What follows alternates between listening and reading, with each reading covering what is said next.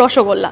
রসগোল্লা খেতে তো আমরা সকলে পছন্দ করি, এখন তো বিভিন্ন ধরনের ফ্লেভার্সও এসে গেছে রসগোল্লায়। তারপরে আবার বেকড রসগোল্লাও হয়, কিন্তু সব বিষয়তে আমরা কি দেখছি, রসগোল্লা কিন্তু গোলাকার হচ্ছে। কিন্তু এবার যদি আমি আপনাদের বলি যে রসগোল্লা গোলাকার হলেও অনেক সময় চ্যাপ্টা রসগোল্লাও হয়। বা আপনারা কি এটা জানেন কলকাতার কোথায় গেলে আপনারা এই চ্যাপ্টা রসগোল্লাটি পাবেন? মানে কীরকম দেখতে হয় বলছি, ছোট ছোট লুচি যেরকম হয় সেই রকম দেখতে হয়। এটা কিন্তু একদম বলের মতন দেখতে হচ্ছে না, খেতে বলাই যেতে পারে স্পঞ্জের যে রসগোল্লাগুলি হয় ঠিক ওই রকমই খেতে হয়।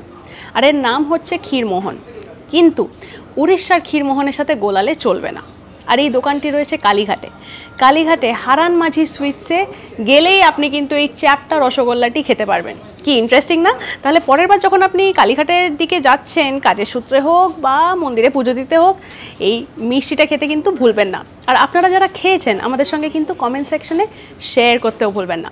হোয়াটসঅ্যাপে তো রয়েছেই, তাই ফলো করুন আজ তক বাংলাকে এবং লাইক, শেয়ার অ্যান্ড সাবস্ক্রাইব করুন আজ তক বাংলা।